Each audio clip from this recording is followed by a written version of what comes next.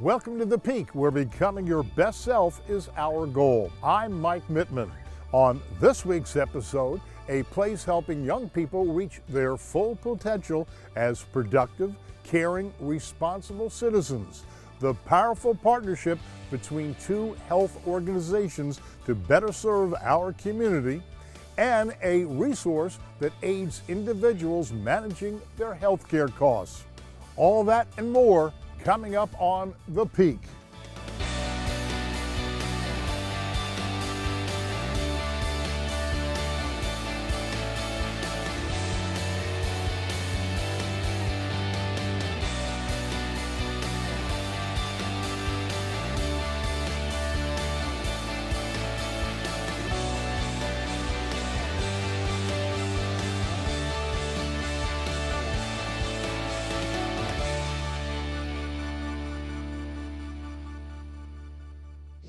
Lawson Accessories is a Bethlehem-based boutique that features handmade creations and much more.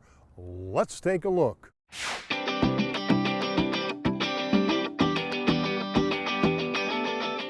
Located in Bethlehem, Pennsylvania, Lawson Accessories is a modern sewing shop with handmade creations by owner Shelby Lawson. Let's go learn more. I started sewing when I took a home ec class in the 7th grade, which was quite a while ago. I started to sew for my grandmother, who's like 5 feet tall, and she said to me one day, "So let's see what you learn in home ec." It just took off from there. I set it aside for quite a while, and then Naomi was born. And around age 9, the dresses that were on the racks in stores were a little bit too provocative for me. So I just started making dresses for her. And then people started to notice. And there were requests for other little girl dresses. And it just took off from there.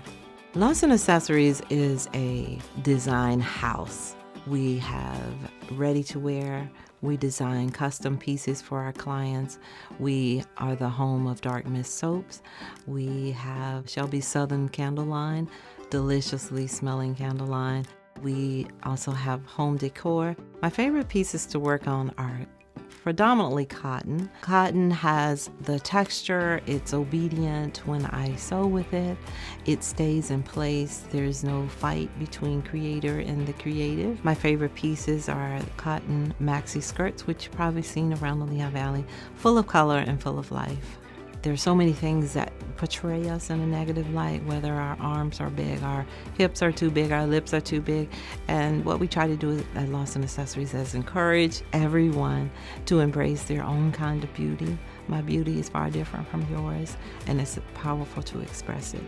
When I see someone that has purchased an item from Lawson Accessories, it brings me such joy, and they recognize me, so we'll come up and have a conversation. But when we have the fashion shows, I pour my heart into every piece that's made, and before the show starts, the adrenaline, the fear, is it going to be embraced? Is it going to be accepted? Even though you know it's your best, there's still question. Even though you're confident, there's still a certain amount of, oh my goodness, what have I done?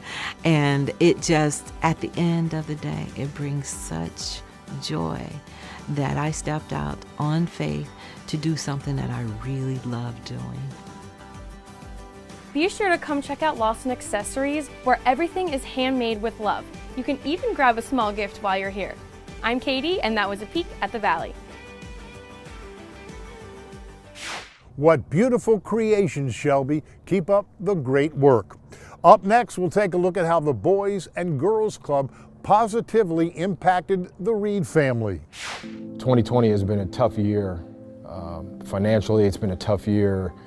Economically, yeah, it's been a tough year with social equality. It's been a tough year period, 2020. And the Boys and Girls Clubs, like no other organization, they're in need as much as anybody else. And it's all about our kids' future. These doors say, hey, great futures start here. There's a reason for that. I would say it saved our lives. I mean, hands down, it saved our lives. The Boys and Girls Club was such an integral part of our entire life growing up. There's a lot of love here. You feel wanted, you feel safe, you feel welcomed. And that really is what a lot of kids need in their lives. They need to be in a place where they feel welcome, where they feel safe, where they can interact with kids not only like them, but there's no discrimination as far as color, creed, it doesn't matter.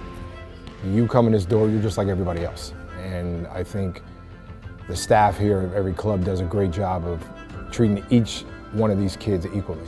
And I always say this, what you learn as a kid at home, when you come through the blue doors of the clubs here, in any place in the country, and there's over 4,000 Boys and Girls Clubs in the United States, you learn what you learn at home, but you learn it differently. Because between the kids and the volunteers and how that interaction is, it's not like being at home. I think sports and recreation are as important, if not more important, than academics, because the ability to get out and congregate with your friends teaches you more about life, you know, stick-to-itiveness, you know, it gives you the ability to be, like, you understand what competition is, you know, just commitment, all of those acronyms and those adverbs, they fall into the academic world, especially in jobs. I'm not taking anything away from academics because it's very, very important, obviously. The ability to, you know, to fight through pain, the ability to, if you get knocked down, stand back up and not give up. You know, those kinds of things, I think recreation and sports will teach you. I've learned a lot about all the big words that you hear about never quitting and perseverance, what that is, and honesty and integrity and all the things you need, passion. These kids here, you know, to give them the opportunity to, you know, hey, let's jump in the pool, let's see who can swim the fastest. You know, endurance, just the ability to kind of overcome, if you will, teaches you so much. As a kid, you know, you take that with you in life. And hopefully, you know, you make good decisions along the way and give you an opportunity to open up a door to shine and show what you've learned. When I come into this building, I look at these kids and I see myself, you know, and Andre and Dion, they say the same thing. They see themselves in these kids who, just like us, for no other reason other than being born into a situation that might be difficult, you know, they have a tough time. So, I mean, it gives me incentive. That's what the Boys and Girls Club does, because they teach that life isn't always going to be the way you think it's going to be. And the average kid coming in here might have something going on at home that some other kid doesn't have. And I think they do a great job of keeping everybody level. And I said equality. They keep everybody equal, and it's a place to be. It's a place to grow. Boys and Girls Club! I owe almost my life to the Boys and Girls Club because it was a sanctuary for me and for my family. And if anyone out there has an opportunity to become involved with the Boys and Girls Club, however large, however small, I encourage them. And they can see for themselves the rewards that will come tenfold. When you see a kid walk in here smiling, when you see a kid coming in here and looking up at you and say, "Hello, sir, my name is," you know, just those kinds of little nuggets are so valuable. And again, my dad always used to tell us, if you have the opportunity to give back, it's your duty to do so. I love the Boys and Girls Club. They provide so much for children in our community. Coming up, St. Luke's joins forces with a top-notch behavioral health organization.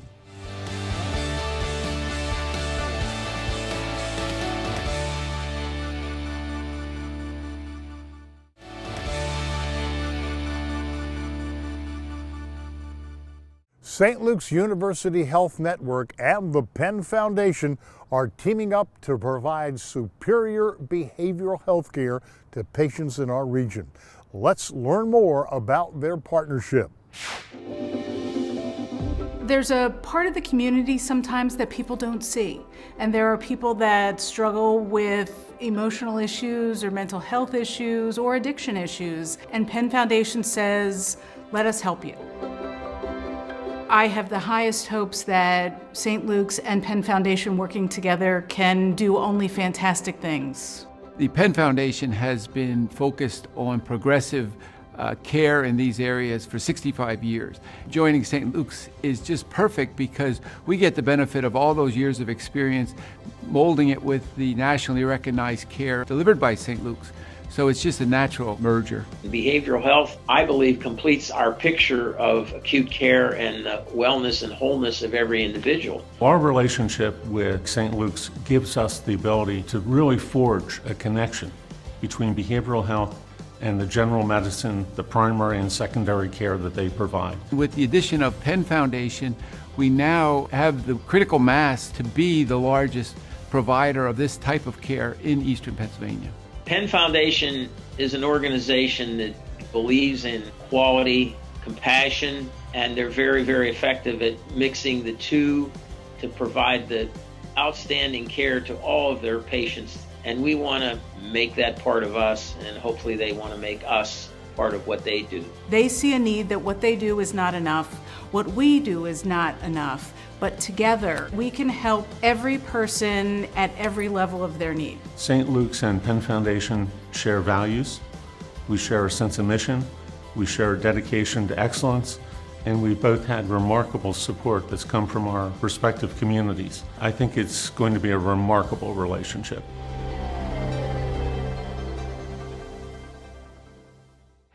Joining me today is Dr. Gibson George, the medical director of the Penn Foundation, and he will continue in that role with the St. Luke's Penn Foundation starting this summer. Dr. George, thanks for being here.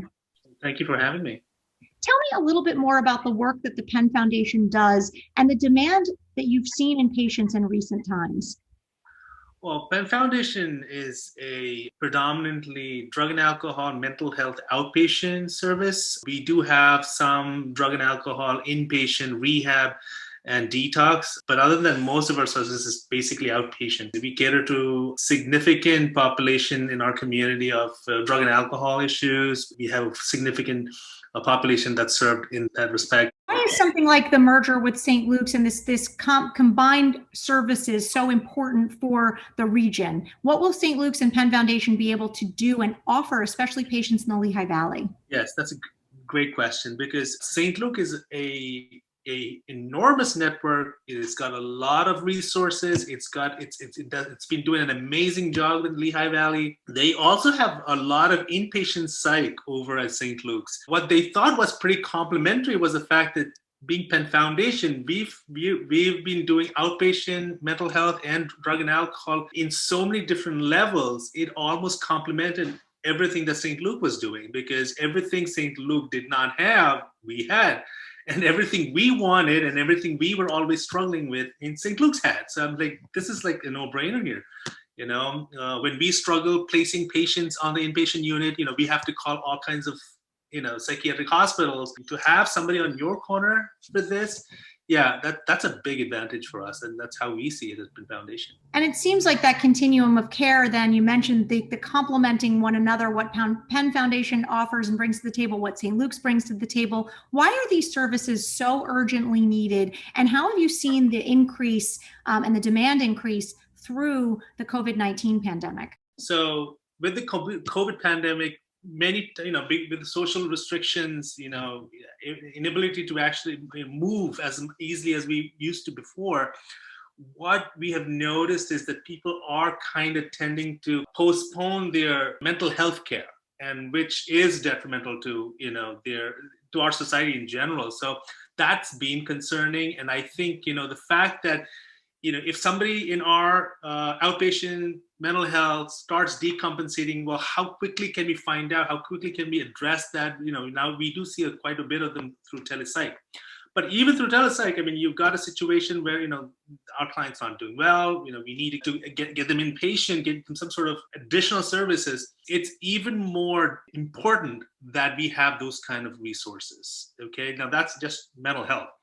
Drug and alcohol, I mean, before the pandemic, we had an epidemic. The epidemic hasn't gone anywhere. It's still there. There are people dying from overdoses. There are still people out there who need help and are, need this kind of level of care. I know St. Luke has a new medical detox unit. I mean, stuff like that, really important that we need that. Well, you mentioned St. Luke's new unit, and they have really done an incredible job investing in behavioral health services. So what kinds of opportunities does this present to new communities that maybe Penn Foundation hasn't been a part of, or like you mentioned, offers your current patients the opportunity to get extended help that maybe they couldn't get before? Right. The new 4A medical detox units is a very good example of being complementary. See, we have a detox unit, but ours is not a medical detox unit. So to have a service at every level is amazing. That because every time we have somebody who presents to us and we need to place this person, you never know what level of care they need to be placed at. But now that we have St. Luke's on board, we have every level, whatever they want, whatever ASAM criteria requires, we have that. Dr. George, the work that you and your team and the team at St. Luke's do around mental health and addiction is so incredibly important. What is it that keeps you passionate about your work, and what is it that you want patients who maybe are seeking help or don't know where to turn to know, who might be listening right now? Addictions is a little complicated, for lack of a better word, when it comes to treating diseases. There's a lot of stigma attached to it. There's a lot of perceptive issues depending on which community you come from. So Penn Foundation historically has been able to portray themselves to meet their clients at where they are and to be able to work from wherever level of change they're at, the stage of change they're at. So I think, with this ability to, I think in the St. Luke being open to, that part of medicine, addictions, mental health, to be integrating that to a whole general medicine as it is, I think that is a very important step. And I think in the greater good of the community, I think this will be important. I think that's a wonderful way to look at it. And I think that the idea that we can start removing the stigma, especially around mental health, is so important to move our community in a positive way forward. So thank you so much for joining us. I really appreciate you being here, Dr. George. We're excited to see how this partnership evolves and how it continues to help and serve our community. So thank you so much, Ashley, for having me. Stay tuned. You're watching The Peak.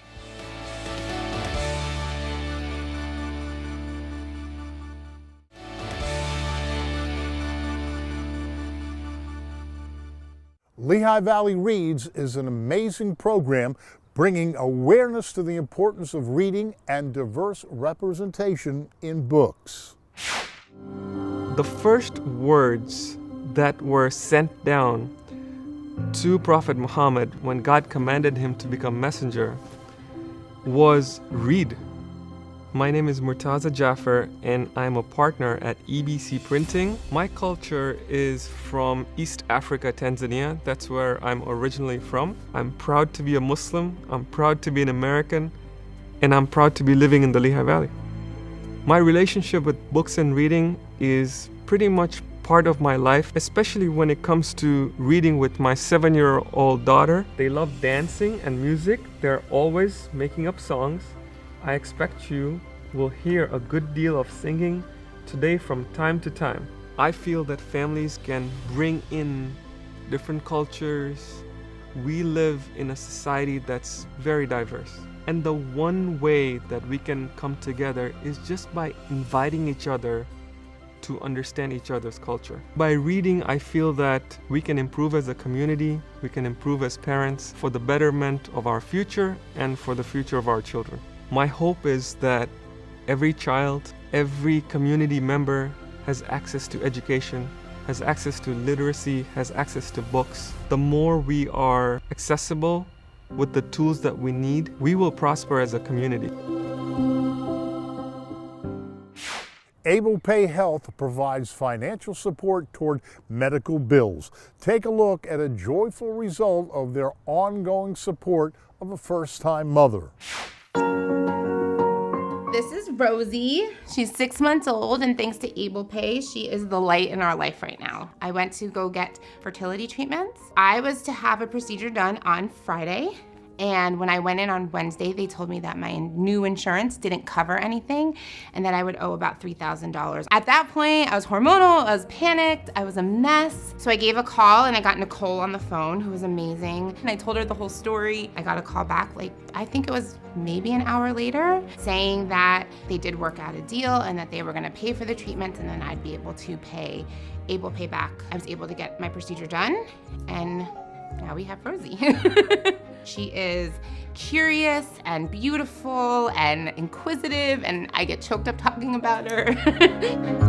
The biggest thing about healthcare is the cost, right? So people don't go to the emergency room when they need it because it's gonna cost them too much money, or they don't go to the doctor when they really need it because it's gonna cost too much money. And especially now with the pandemic and all these things that are happening, it's really important that you go to the doctor when you need to. So I think AblePay is really great because they give you that option to go and you don't have to worry about, oh my God, how much is this gonna cost, because they're gonna help you pay for it. We did find out that my insurance did cover a lot of those costs after the fact, about half of them. When I contacted Nicole and Val, they actually went to bat for me and went to the doctor and said, she needs that money back. They were getting double payment. Without them, I wouldn't have her. So it's really exciting that this opportunity was there and that people have this to be able to fall back on. This is definitely the best thing that happened in 2020.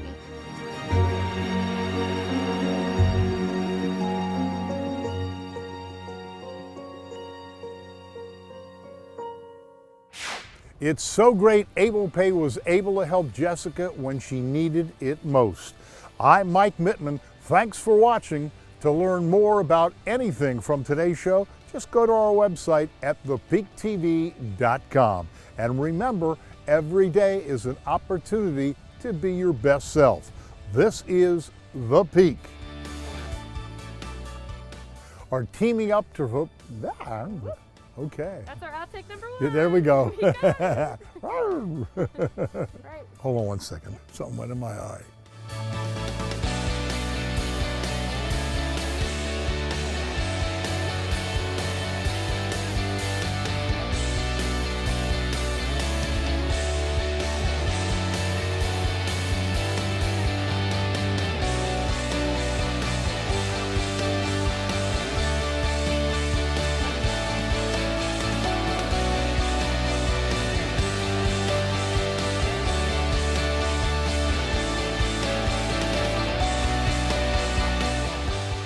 Portions of this program were paid for by St. Luke's University Health Network.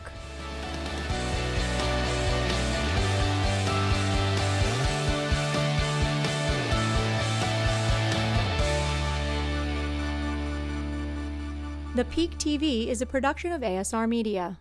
Hey, it's Abby. Thanks for watching. Be sure to subscribe to our channel for more videos. To see more of the Peak TV, check out our website, subscribe to our YouTube channel, and catch us on WFMZ Channel 69.